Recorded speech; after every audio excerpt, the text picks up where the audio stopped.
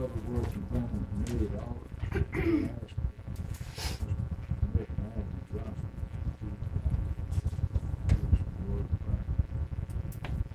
Lord God, our Heavenly Father, thank you for this night. Thank you for the many blessings. Thank you for the opportunity once again to come to serve the community. Lord, we'd ask that you be with us tonight and preside over, watch over us, guide us through these proceedings, and let us pray that we make the decisions that we make tonight that are pleasing to you. Lord God, we ask that you be with all of our service people, wherever they may be, and keep them safe. In Jesus' name.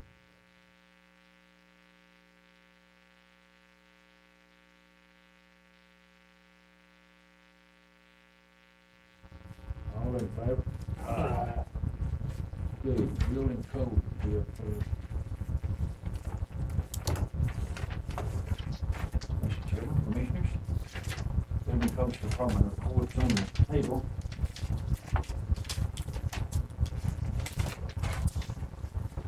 For November's report, we issued a total number of 129 building permits. Fees taken in was $100 on plan review, $19,471 on permit fees, $3,450 on plumbing fees, and $1,125 on gas permits, for a total of $24,146. The back of the report shows that our totals for the year: 1,849 building permits, with 343 of them being single-family dwellings. You'll go down to the bottom chart. Our total last year was 385, so it does look like we're going to be about 25 or so short on single families compared to last year. One more month. On the next page would be our monthly inspection report for zoning enforcement. Our zoning officers performed 133 property maintenance inspections. BZA and sign inspections was 162. Our cases closed were 36 and new cases 18 for November. On the next page is the report for the development tax collection. Building Codes Department in $54,000. Planning Department took in $11,250. Our total was $65,250. A cumulative total for the fiscal year, $466,500. And that's the Building Codes Department report. Anybody got any questions? David on this report? All right. I got one question, over here on noise. It says two. Could you give me a brief description of those two? We had, the Joe Roland Road dogs barking. That's a case that we've been working on for some time. And also, so that was an inspection on that property. And then we did have a noise on Mayfield Drive and Fleming, Farmington. I don't know the nature of those two complaints. I just know the location. I didn't get the nature of those reports on noise. How y'all coming on junkyard? Actually, we did 4 inspections on junkyards in November. I think 2 were old problems and 2 were new problems. So we do still have several that's turned in. And what constitutes a junkyard could be as as little as 2 cars in a subdivision, you know, because you're allowed just one, so that does constitute a junkyard. So that falls into that category. As far as large accumulation of vehicles, we've not been involved in one of them in a while. So you don't know why these 26 is any of these, having to go through any process about clearing them up, or are they Oh, just planning yeah. to clear them up? Or we're going Right, forward with yeah, something? we've got several that's in the process of getting rid of some open storage and junk cars right now. Yep. Any other question? So a junkyard in a subdivision is 2 In a unlicensed? Right, in a major subdivision, well, let me clarify that a little bit, because I may be wrong on that, on stating that. What constitutes a junkyard is 3 or more out in the county, and that constitutes a junkyard. That is the definition of a junkyard, Of unlicensed? of unlicensed or inoperable vehicles. Now, in a subdivision, major subdivision of 4 or greater lots, you can only have 1 vehicle.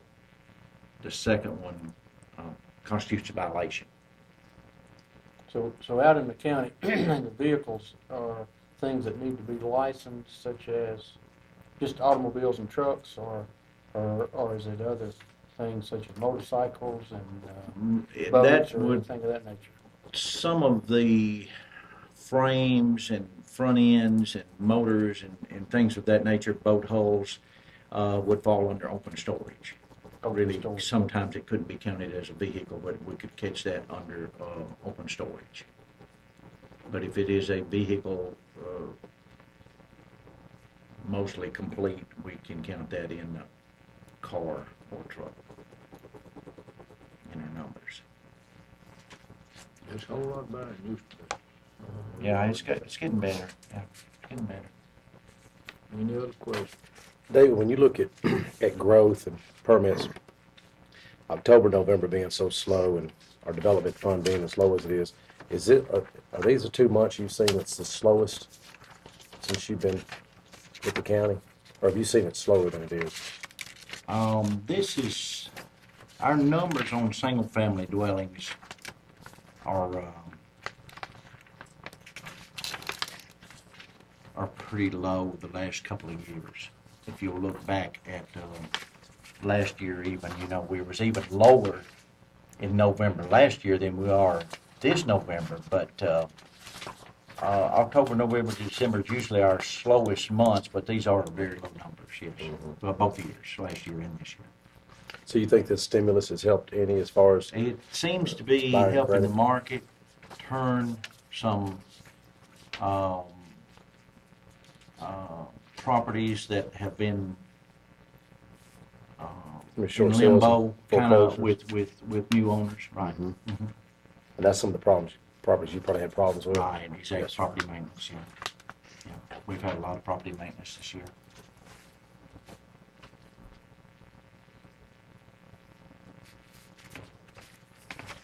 Any other questions? When you have to go out for like tall grass or whatever, once you've given the people a letter or informed them in whatever way that they're in violation, if they become compliant with regulations and then wait 2 months and are out of compliance again, do you have to start all over again? Just like it never Right, happened? it's hard to find a habitual offender in court. You just have to cite when you have recorded that violation.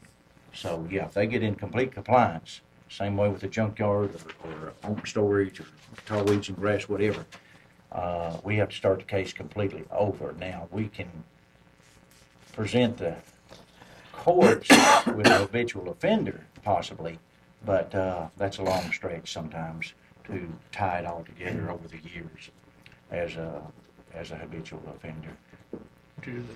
Do the courts normally when you go to court and someone's found guilty, do they normally give them a court order, as far as, there's a word, when you go against court order? What's the word? Contempt of court. Contempt of Could court. be in contempt of the Right. order. Do yeah. they put that in the order that if they come back again for the same thing, that they're in contempt, or if they do it again, that they're in contempt of court? 'Cause Usually the that could order help you. is to be able to correct and come into compliance, and the courts will give them a certain number of days. If they come into compliance within that certain number of days, the case is retired. If not, of course, it would be heard again, that they have not completed it, and it would be up to the courts there again to either pursue fines or pursue any more time. Either one. And that ties you up quite a bit Mhm. by doing that. 'Cause the reason I asked, I'd heard of some municipalities that had, it's arranged in court now, when they go to court and someone's in violation, then the court order usually, or almost automatically, has the order in there that they'd be in contempt of court if it happened again, and that saves the municipality a lot of time. Right, So, yeah, maybe I don't it's- recall ours stating that. Usually it just states that it would be retired within a certain amount of time. I mean, it may be because they just asked, so maybe we could ask. Could be, we could ask for that possibly. What determines which cases go to court and which ones don't? I was just looking through the books in here, and it says that, that if you're in violation of anything in this resolution, it's a misdemeanor, and if convicted, it's a $50 fine, and for each day's continuance of the violation. That would be the court's decision Yeah, on any of that. Yeah, How exactly. does it get from your office to the court, and when does it do that, and what circumstances dictate that? our officers determined that it is a violation. And after the notice, and possibly a second notice, legal notice by certified mail, that we're sure that the people recognize that they do have a violation on the property, and they have not met that time limit, then we would either call them or try to get in touch with them and cite them to court or swear a warrant out. In November, we had 3 court cases. We had 2 dismissals and 1 no-show, which a capias was issued by the courts for the no-show. And as you say, once we get it into the courts, it's up to the courts to be able to determine whether it's fine or just court fees, or time limit and Time to retirement. Get that cleared up. Right. What But determines we to get them to try- court, I guess was my question. Sir, What is the determination of what gets them to court? well, I Them try to just not work, being in compliance? I try to work with everybody and try not to go to court first. Yeah, I understand If I that. can call them, if I can talk to them, and if they can give me a reason that their 5 cars are out there and they can't move them right now, or they're in litigation. In some cases, the property is in litigation on some of the cases. And but after every opportunity is given that I feel is within reason, and we find out they just do not want to comply or don't care, that's when we go to court. Okay. But they do have a time limit, and they do have a specific numbers to call and get in contact with us. They also have the opportunity to appeal our decision of the violation to the Board of Zoning Appeals. So if you don't think that you're in violation, and I do, you can go to the Board of Zoning Appeals and ask for a variance, ask for either a variance or a hearing. from the time it gets to court, they pretty much don't have a leg to stand on. You know, you've covered Yes. everything. Hopefully, I've covered everything, and hopefully, I've got a good case. And that's what some people can't understand, that we can't just run to court with everybody, because you've got to have a pretty good case, and you've got to have your information to present to the district attorney's office. Well, nobody wins when you go to court, No. really. I mean, No, I'd rather for them to take that $130 or $150 court fees and work towards pay that. somebody to clean up the property or whatever. They say your objective is get the property cleaned Yeah, up. not that's have to that's our whole point is, to get the property cleaned up and in compliance. Okay, I'll take a motion then. Real quick, David, on the corner of, I don't know if this is something that you could look into, but the corner of Old Nashville Highway and Lee Road, across from Joe, that you went out and looked at, the homeowner's got some large bushes and shrubs that when people pull out and leave, they can't see turning left. I don't know if it's if the bushes would be in the right of way or if it's on their property, but how do you address Is something Lee like that? close to the market up there? Or? Lee is, if you're walking out of the market, Lee would be to the right, across from the little daycare. No, we haven't addressed that problem. We've addressed some properties in that area, but I don't know if it's that specific Well, one. Joe had, and I appreciate y'all looking at it. It's just real slick. It's pretty dangerous little area right there. With people pulling out. We You do just the can't see. vision. We do the vision triangle. That's listed in the zoning ordinance. To where we can go out and measure, and if anything is within that vision triangle measurements, we can require that to be removed. You can look at, yeah. Sure. Just pull in there and go like you're going left back towards Smyrna. And Okay. It's one of the homeowners told me there's about an accident about once a month up there. He was saying. Yeah. And we've called them before and had them, they've had to take them back. Yeah. Okay. Appreciate it. We'll do it. Yeah, thanks. The motion approved. Move to approve. Second. All in favor? Last month, we did talk about the number of dogs. Did you want to talk a little bit about the number of dogs, or do you want? I've got a copy of Murfreesboro's ordinance. If y'all just want a copy of it and study it, or Okay. however y'all want to do it. You talking about in subdivision? That seems to be what we need, is to control it in smaller areas and the lot sizes to be in the small areas. But if y'all look that over, that's what Murfreesboro City enforces, and be glad to discuss it if y'all get your information together. Let's take this and study it over that time. And bring up next meeting. It's agreeable to everybody. Thank you, appreciate it. Thank you, David. Uh-huh. Okay, next planning. Good evening, Mr. Chairman, Commissioners. Turn your attention first, or I'll call your attention first to the subdivision lot inventory updated as of the permit data from last month. Based on the information on this sheet, there were 11 new permits that are reflected on the data in this particular spreadsheet. We didn't have anything new as far as major subdivisions reported. We did have one new preliminary, which is on the very last page. You can see the shaded, there's two shaded subdivisions.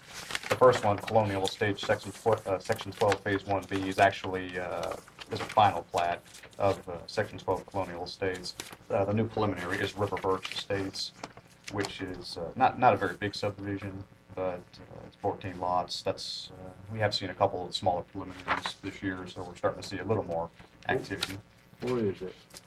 River Birch, No. I think it's over in the Cass District.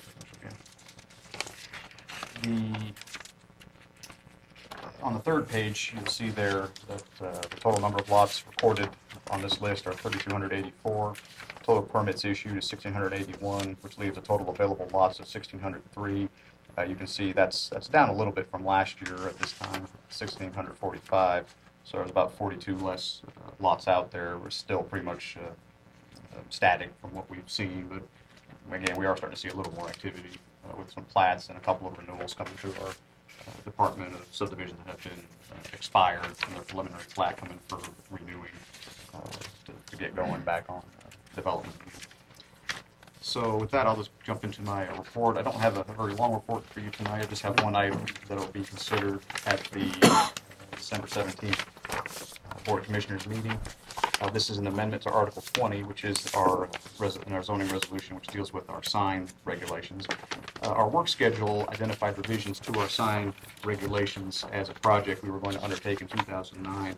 While we have made a good amount of progress with the revisions, we don't anticipate having it completed before the end of the year, and we plan on including this with our 2010 work schedule. That being said, we do think that the small amendment that we're proposing can help strengthen our regulations while we're finishing the project. Basically, our sign regulations list a number of different permitted signs in residential, commercial, industrial areas. Namely, they are ground signs, wall signs, projecting signs, which are kind of like a wall sign, except they're not flush against the building. They kind of jut out from the building. A graphic sign, and then a directional sign. There are different types of signs and technologies which exist today that didn't exist when the regulations were originally drafted. Since our zoning resolution doesn't specifically address those, what we're proposing is to add what you see in bold there on the memo, section 20.02, letter O. Signs which are not expressly permitted in this article are prohibited. This will just allow us an opportunity to finish crafting regulations which we feel are appropriate for those other sign types that aren't specifically mentioned in our current resolution. I will stress that if this is approved, this is not taking away anything that people are currently allowed to apply for signage today. This is really just allowing the opportunity for us to finish our review and our update without having to run to the situation of trying to regulate a sign for which there are no regulations for. This did go to the Planning Commission for their review at the November 23rd meeting.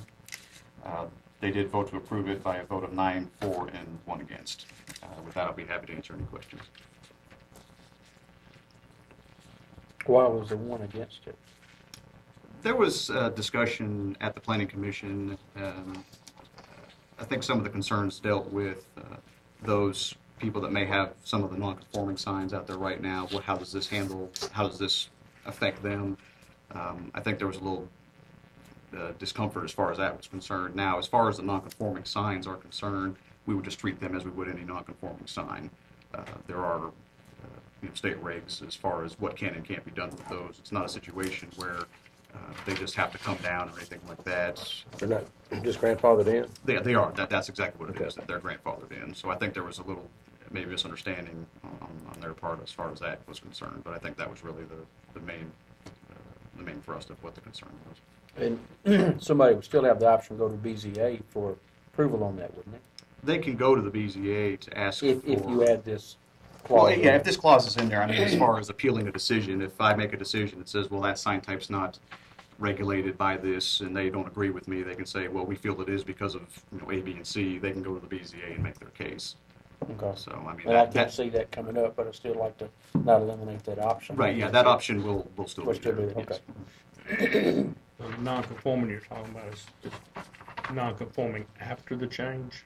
Or even, there's some signs out there that are even non-conforming now. So this won't really have any, either way, it won't have an effect on what's already currently established. But And- why would we grandfather in non-conforming, which are basically illegal? Why would we grandfather in an illegal if it wasn't because we just made a change? I could understand if we made a change in, today, we wouldn't, we Right. would grandfather somebody in. Some of the signs may have been existing even prior to when these regulations took effect. So they've just been out there for that long that they predate any regulations that we had on signage. Right. So I think that's kind of what I was envisioning for that. But I think what I understood you to say was that we're just grandfathering them in, that basically all of them. If they're, And I think I see if they're non-conforming, Mhm. after regulations were put in place up to the date of change, where they they legally shouldn't established be. to begin I with. feel Mhm. like the person probably that voted And, against it. right, and there are, You know, there may be situations like that in the county where there's a sign that's up there that just kind of got erected one day, several years ago that shouldn't have been. And those type situations that you're referring to, those would still be illegally established signs. I don't think this changes that necessarily. So, yeah, because it was already illegally established to begin with. So, I see.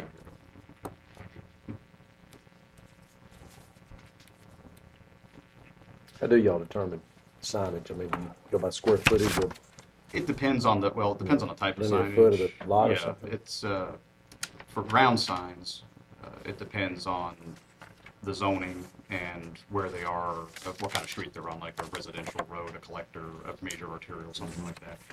For wall signage, projecting graphic signs, that kind of thing, that's dependent on the size of the building, the amount of frontage that they have. The sign's permitted at your department? They get a zoning compliance in our department, but they are permitted in the codes still. Okay.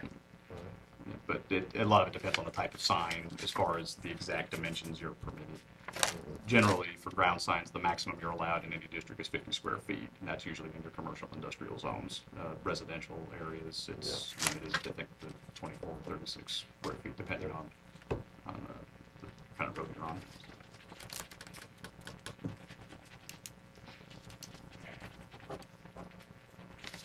If we have someone come in for, I guess they have to come in for a permit for the sign. Yes. Or they erect it, but, if it's like, I think they call it embossed, it's actually a part of the building, not a erected sign, but I think you probably know Yeah. one in particular I'm thinking about that, the municipality had. Yeah. Do we allow those? Yeah, we classify those as graphic signs, so they are permitted. That one I think you're referring to, the municipality, I think they call that a building material sign or something like that, as I remember. But yeah, we classify those, if you look at our definitions, that would fall under a graphic sign. It's actually part of the wall as opposed to being attached to the wall. So they can still have the same square footage in a separate sign, or is that included in the I think it's footage? included. In our zoning resolution, there's a chart, and I'd have to go back and look, but I think in that situation, I don't think they're entitled to both a graphic and a wall sign. I think that it's either a situation where it's one or the other kind of a situation. Now, a lot of commercial establishments are permitted to have a ground sign and a wall sign or a graphic sign, something like that. So, that's typical of the one out front, the freestanding sign, and then you may see something on the building itself. But generally, they're not allowed to have, as I recall, they're not allowed to have a projecting or a graphic sign and a wall sign. It's pretty much one or the other. With these new signs, the changeable copy that you'll see, you said that's not allowed? Well, it's not regulated in our I mean, is that something regulations that at all. probably needs addressing down Yes. the road? Yeah, I mean, Get that's pretty part popular? of the reason why we're looking to do what we're doing now, and that's something that we've already have some, the draft, I call it a draft, it's really more of a working document. That's what we're looking at right now. We have provisions in there for those type of signs. So we have provisions for those type? We will, To be honest. at this point, we don't, Good. but we will, yes. And that's part of the new planning process. Yeah, well, I mean, what we're proposing to do here is kind of separate from what the consultant is doing. Okay. Because we just feel that this is something that while it would be addressed under the zoning update, we think it's a situation and an issue that we would rather just take care of now and not wait. So, which is why we're looking at it. And some municipalities are making regulations that exclude or eliminate those signs. And I tell you, to me personally, they're a lot better than the old type signs that pieces of them blow everywhere. And then you have employees out changing numbers and things, and those blow off. So As the a, electronics are there, and they're bright and as a look good. As a former employee of a place that had to go out there one time in 30-degree weather and freezing rain, trying to get that thing and stick it up there. It was about 20 feet above my head, trying to fool with that. That was an experience. But there's a lot of literature in the planning circles and about digital signage, changeable copy signage, and the pros and cons against those. And so we're just trying to weigh the benefits and and the issues that they have. At the same time, we anticipate, before bringing a full draft to the planning commission, getting the sign folks involved in the process and getting their input. Excuse me. So we'll see how that all goes. Hopefully by spring, we should hopefully have something for you to review by then. Doug, what's your opinion of the billboard on Old Fort Parkway? I'm kidding. I'm kidding. He's like, I have no opinion. I'm kidding. I just had to ask you. I seen the mayor look like, what? Anything else, Doug? No, sir, that's all I have. Any other questions, Chuck? Not, call for motion to approve finance report. Motion approved as a form. Second. All in favor? Aye. Thank you. Thank you. Landfill. Landfill convenience center.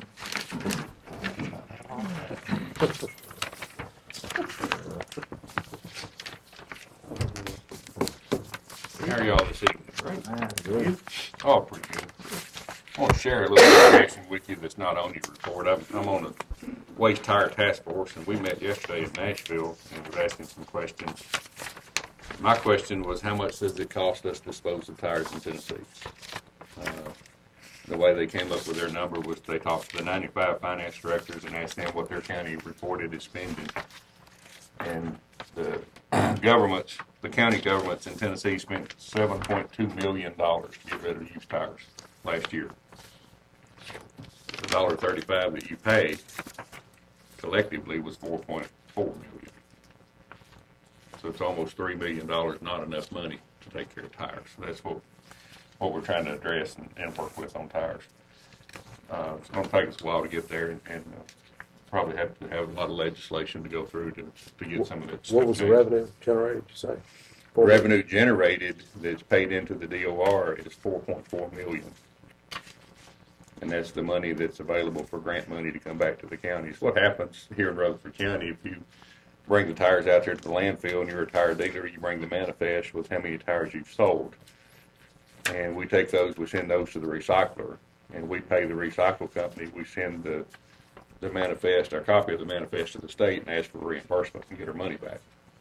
Now, you as a tire dealer, you collect that $1.35 per tire, you remit to the state $1.25. You get to keep 10 cents of it for paper fees. And then you only pay into the DOR quarterly. So if we catch it at the wrong time of the quarter and you've not paid yet, we send in for reimbursement. You haven't paid, we don't get our money. The state will eventually get it because you will pay, but we can't resubmit our documentation, so we wind up losing completely. So we're trying to address that to the state where we can resubmit once the dealers have done their deal. Rutherford County is, I figured it yesterday, we're the 8th largest used tire generator in the state. And we do pretty well with ours. Luckily, our tire dealers pay on time and do the right things, and that's what helps us to make it through. I just wanted to let you know about that situation that's coming. It's maybe 2 or 3 years before it's a done deal. In our brush, we had our brush at the landfill ground and hauled away. It's 2,065 tons of brush hauled away last month. Cost us $39,000 to have that done. We still came out making a little bit of money off that brush, but that project has been completed. If you can see on the report, our income is a little higher than what it has been in the past. The thing that's really driving that, I think, is our neighbor next door has a 2-ton minimum, which a lot of the customers that we have now are the customers that used to be going over there that can bring us the material, and then they bring it to us, and it's a little cheaper. So our revenue's actually up. So as far as the budget goes, I think we're budgeted to take in, was it $130,000, I believe, this year. My projection is it's going to be close to $300,000. So we're going to do pretty decent there. Any questions on the landfill? Just take a vote. Yeah, okay. On the convenience center side, talk about this convenience center side. We started a recycle program in our schools. It's a pilot program. We've got 6 schools within the county participating in the program, 1 city school, 5 county schools. If you compare the front loader service trash, which is more schools than anything else, it does include the jail and a few other things. We picked up roughly 65 fewer tons of garbage this month than the previous. How many? 65 fewer tons. So we're calling that recycle. The way we're actually doing it, we can't track the recycle as of yet. The only thing we can do is look at tonnage being up or down. Weather affects that. If it rains a whole lot and the container's got a lot of water in it, of course, it's going to weigh heavier. So that's not a true figure, but it does show that those 6 schools have generated quite a bit of recycle. And on the convenience center report itself, on the trash hauls, they are still further down than they have been.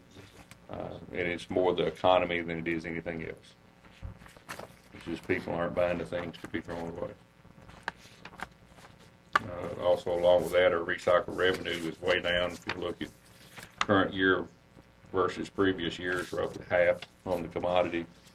The volume of recycle is roughly the same. It's just commodity markets dropped very much. Any questions on the recycle?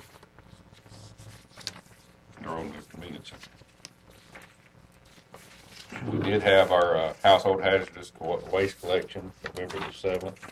I thought Mimi would be here to talk about it since she's not out.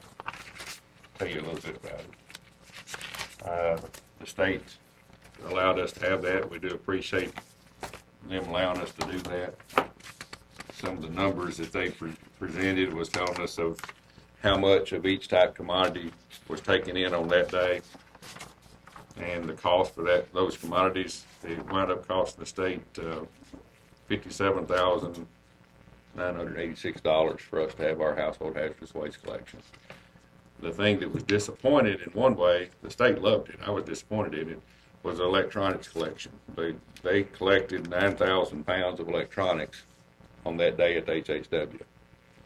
We've been collecting electronics since July, and we've collected a little less than 500,000 pounds. So I was disappointed that people were still taking it there instead of bringing it to us, but it's still taking it out of the system. So that is working. And that's about all I have. Somebody got any questions you need to ask him on anything? Mac, are you getting reports of people, disposing of TVs and stuff, on the back, some of the back roads because of that? We've got one of our drivers helping with the litter crew right now, and what those guys have been doing here recently is as they run their litter crew, they'll pick up the electronics and they'll bring them down to Haley Road and set them off, and then we'll deal with it from there.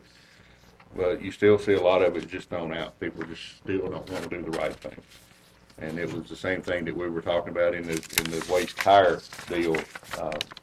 You've got roughly 2 to 3% of the people, it's just not going to do the right thing. So no matter what situation you come up with, it's still going to be something left on the side of the road.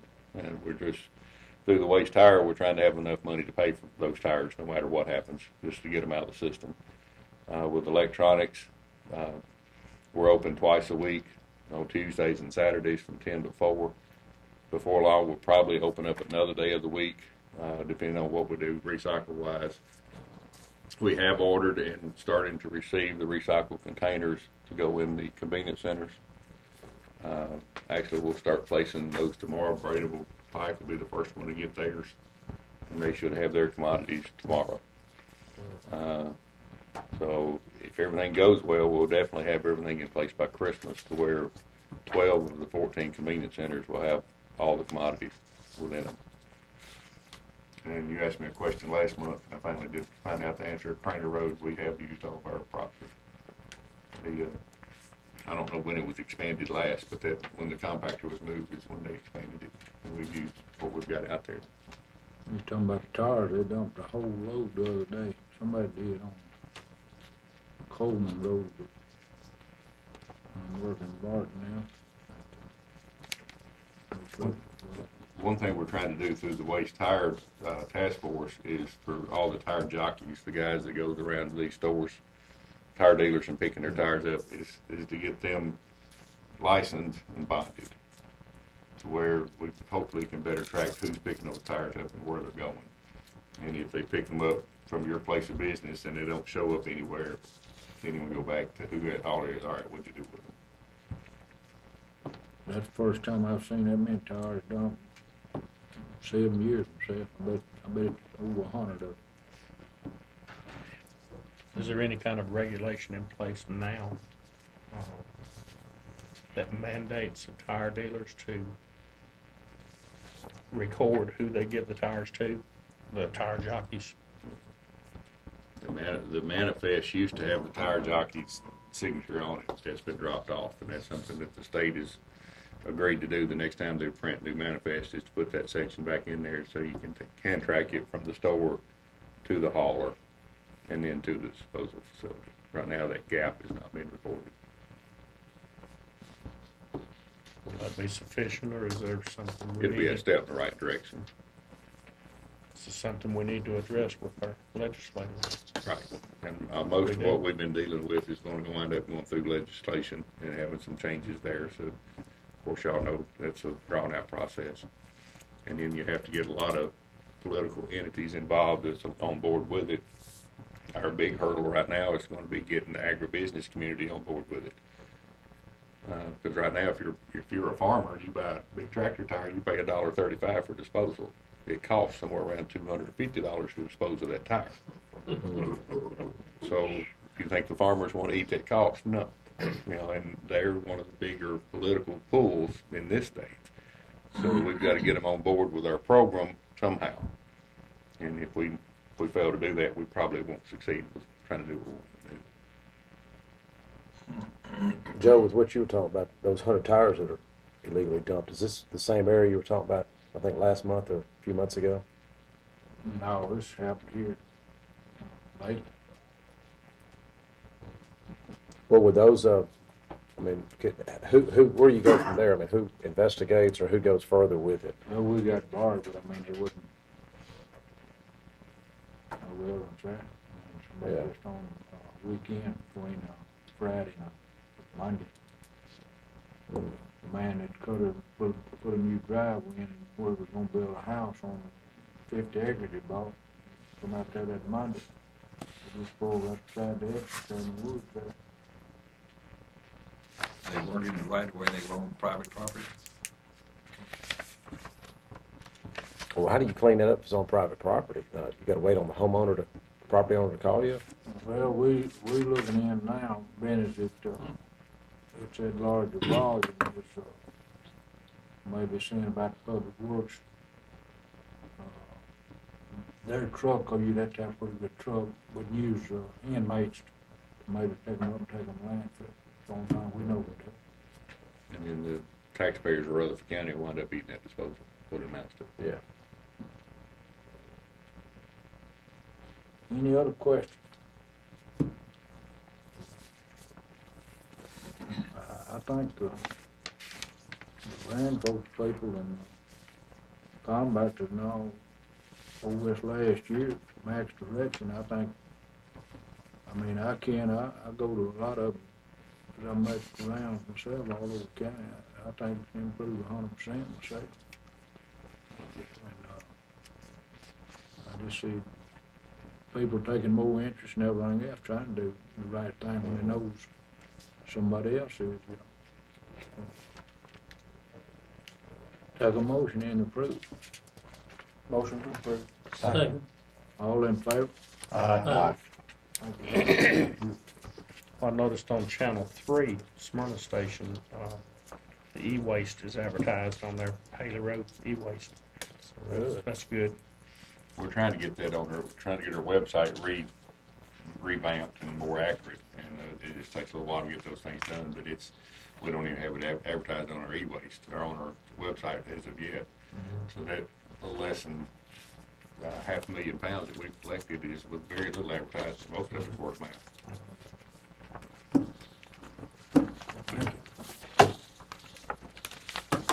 The Highway Department, and Highway Commission has young lady. Three resolutions here. The first one here is a new road book for 2009.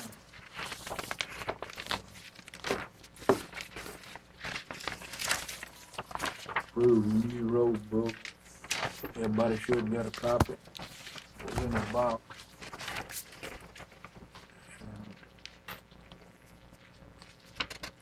Need a motion to approve with that. Make a motion to approve the road book. Done. All in favor? Okay, the next one is drainage easement.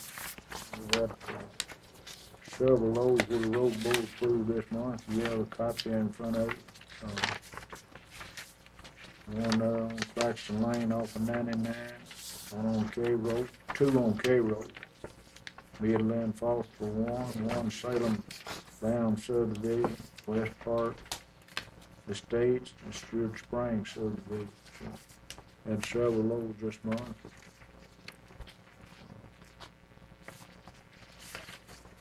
Road board approved that. Move to approve, Mr. Chairman. Second. All in favor?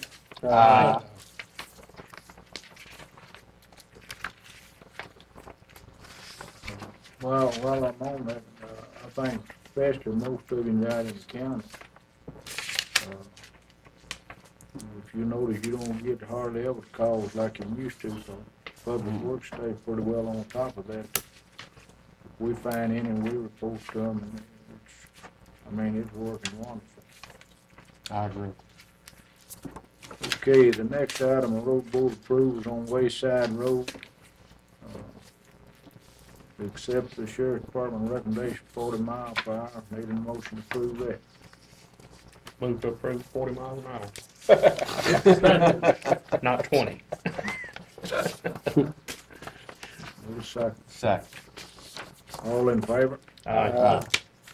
Okay, the last item here, that item here, Mr. Burgess wants to talk to you about. Okay. I think Becky put at your place something entitled Private Place, and we've also passed around this little brochure right here. The lady that's the coordinator for Private Place, and that's the organization that has been lobbying for the passage of what's called the Tennessee Bible Bill for years and years. And what she asked the steering committee to do, she didn't come last night, but she has called some of them and she distributed this to them, is ultimately what she wants to do is to get every county that she possibly can to give an endorsement, a resolution of support for this legislation. So the steering committee thought that that should start with this group right here first. And then if you want to recommend that endorsement or that resolution to go forward to the full commission, you could do that. But in any event, what I suggest we do is for you to take this and read it seriously and review it. And Mrs. Kiesling is ill for the last couple of days, so maybe she could come and share her thoughts with you on this and answer some of the detailed questions. This is a process that they've really worked on extensively. It starts with the distributor paying the first 5% deposit into a bottle bill fund that the state would hold. But in any event, we would still get our litter grant monies through this process. They finally figured out a way to put an extra penny in there so that all the counties would still get their litter grant monies so we can still pick up the roads. But that's sort of my suggestion, that we still would have time to give a resolution of support if you choose to. This bill is already introduced last year. It made it to a committee, so it never really got to the floor. But we would still, even if you made your discussion next month, and if you choose to do it, you could give it over to steering. We can still get it down there, in time for them to give a letter of support if you want to, a resolution supporting this. So it's a little bit complicated.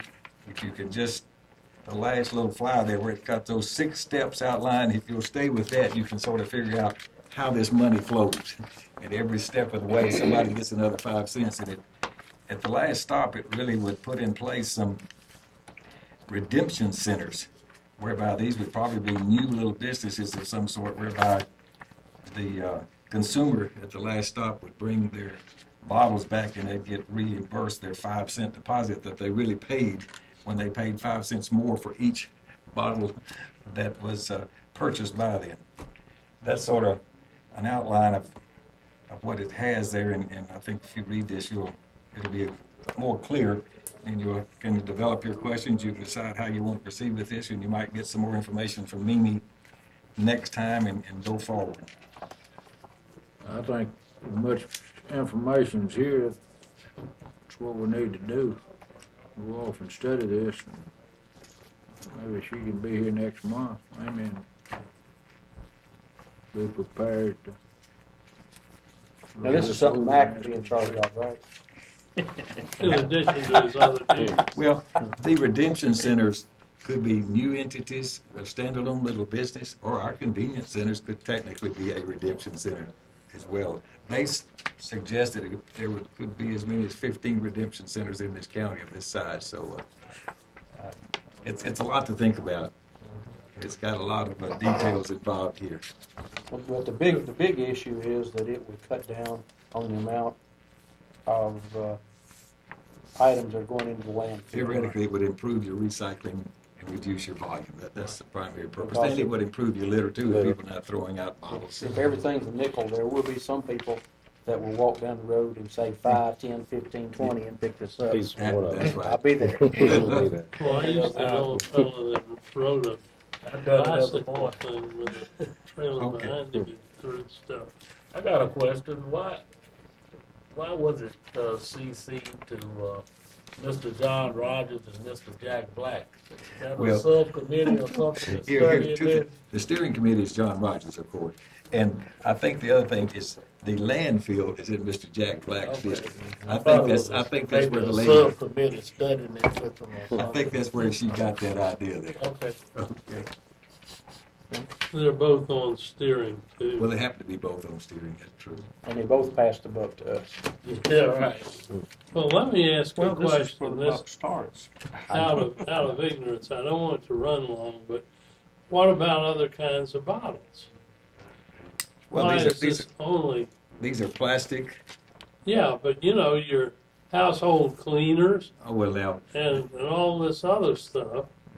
mechanism wise, you have to put, the distributor, the manufacturer has to put up a deposit. You know, they haven't, those household waste kinds of issues, they haven't addressed here. I mean, I think it's more than they can get their arms around, or at least enough, just on those cans and plastic bottles of water, et cetera, and all kinds of other glass bottles from which you drink, Well, you I'm consume certainly something. for it, I but think it's more likely that a person would throw a beer can or a soda can out the window as it would be a household cleaner pack. A bottle of, yeah, that's true. But they could still dump. Bottle of Purex. They could dump a whole bunch of them I'd in front use of the that drive gate, down the road. in front of the gate or down at the Oh, I end know. of the gate. With the drink, your beverage container bottles are gonna be the vast majority of it. Oh, So sure. That's their target to start And if with. you can eliminate those from going into landfill, I don't know what the numbers would be. But it's Let's a, take it's this a, it's a big information, percentage. go on, study it, and come back next month, be prepared to decide what we want to do. Well, I think it's way past time for us to look at things like this. This program as well as other programs. I know on the news the other night, it was astonishing. They were showing where, I forget which oceans come together. My geography is not that great anyway, but the oceans come together and they cause like a swirl, and they had a name for it. And there's plastics that are floating in this area, almost solid, larger than the state of Texas. It would cover the state of Texas and more.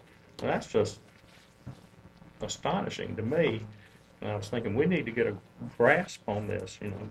this is a worldwide problem. Right. People have abused the ocean. They've actually dumped waste in the ocean. Right. So the third world countries over years, But it's washing from the states. probably continuing. So, okay. Any other business? Real quick, want to compliment Workhouse.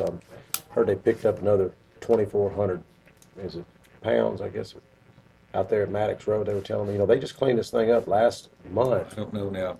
And that's what I'm saying, there people are back out there dumping again. Like you said, or someone said, 2 or 3% of our people are not gonna follow anybody's rules. I don't know what we're gonna do.